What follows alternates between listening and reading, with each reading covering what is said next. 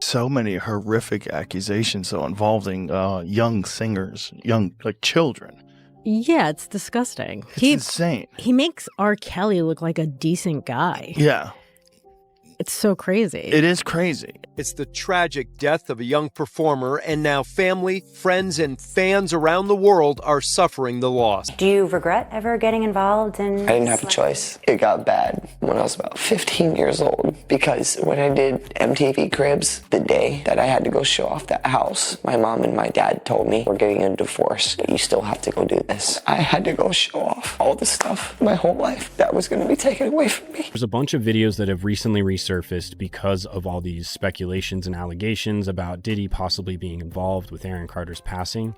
They're all involved in this, and they're trying to keep me there. They had cops come and check for a rope in my garage, saying I wanted to hang myself. Aaron Carter was despicable, though, because he begged for help, to help get him a private security team to keep him alive.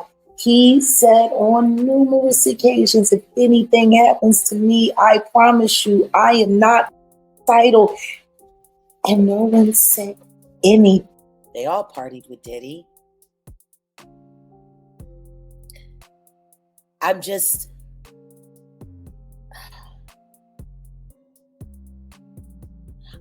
It's hard for me to truly get invested in what's happening to Liam Payne right now, because I haven't gotten over what happened to Nick. Nick's brother, Aaron Carter. Right. A lot of people keep forgetting Aaron Carter was begging for help, begging for independent financing, begging for security. He made it very clear Sony was out to get him, just like Michael Jackson told him they would be.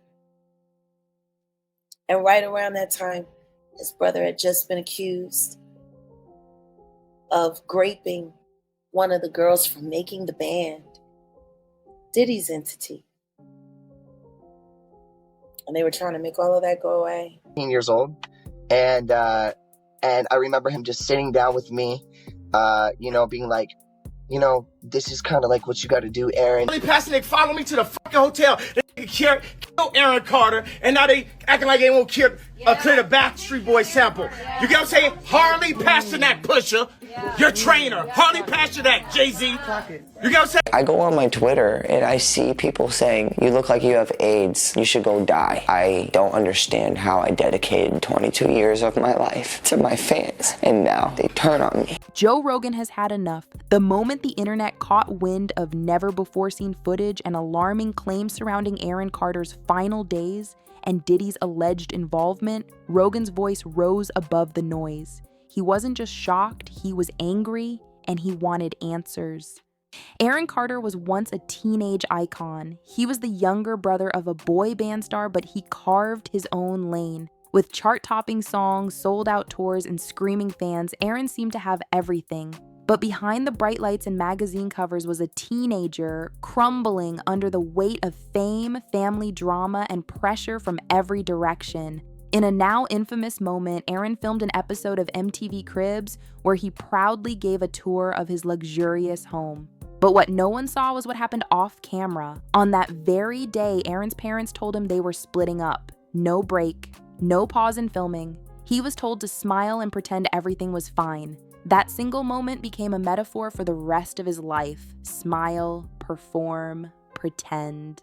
Years later, the public would see a different Aaron. Emotional live streams, frantic Instagram videos, mysterious warnings, a pattern of pleading with the public to hear him out. He talked about being followed. He claimed big names owed him money. He even said he needed to escape and begged for donations to help him relocate to safety. The majority wrote him off, but Joe Rogan didn't. Everything changed when grainy old footage began circulating. The video, believed to be from the early 2000s, appeared to show the inside of one of Diddy's residences. What shocked viewers was a brief glimpse of a young Aaron Carter in the corner of the room. He wasn't performing, he wasn't smiling, he wasn't part of the event. He just stood there, clearly out of place, clearly uncomfortable. When Joe Rogan saw the video, he froze. He replayed it, zoomed in, then asked the question on everyone's mind: why was Aaron even there? Why would a teenage pop star be standing quietly in a room full of high-powered adults? Rogan's frustration boiled over. He began revisiting Aaron's public statements, social media posts, and past interviews. The dots connected too well. Aaron had been sounding alarms for years and no one listened. One of the most chilling moments came from a video Aaron posted before his passing. He stated clearly that he feared for his life. He said that people were trying to destroy his reputation, and worse. He mentioned being owed large amounts of money by major record companies and hinted that influential people were actively working against him. Even more troubling, a confidential document was later unsealed as part of a larger federal investigation into Diddy's activities.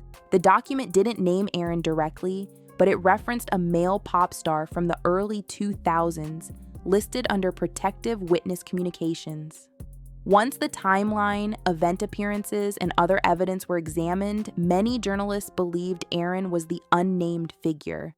Joe Rogan pointed out how obvious it all seemed in hindsight. Aaron wasn't being dramatic. He was begging for help. And while fans were distracted by his public image, the industry was turning its back. Rogan also took the opportunity to challenge other big names in the entertainment world.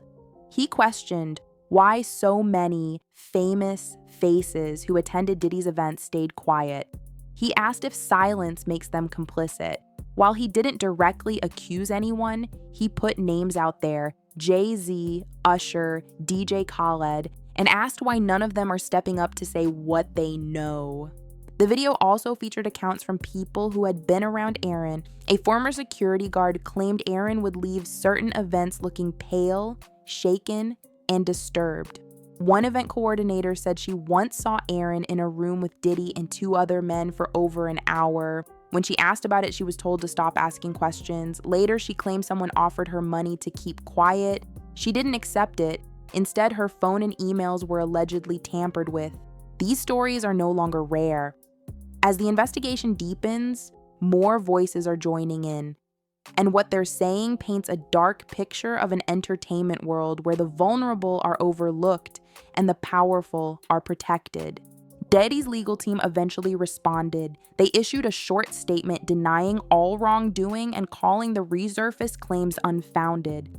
But to Joe Rogan, the statement was hollow. They didn't deny the footage, he pointed out. They didn't explain why Aaron was in it. They didn't say anything meaningful. That's not a denial, that's a distraction. Rogan's message was clear. The more people dig, the more the illusion crumbles. The resurfaced Aaron Carter interviews are now going viral. Clips of him warning the public, expressing fear, and asking for help are flooding social media. The same people who used to mock him are now admitting they got it wrong. This isn't just about one person. It's about how easily someone can be dismissed when their story makes people uncomfortable. It's about how silence from powerful figures keeps systems of secrecy intact. And it's about finally facing the hard questions. Aaron Carter didn't fall because he couldn't handle fame. He fell because he was trapped in a world where speaking out came with consequences, and no one was willing to listen.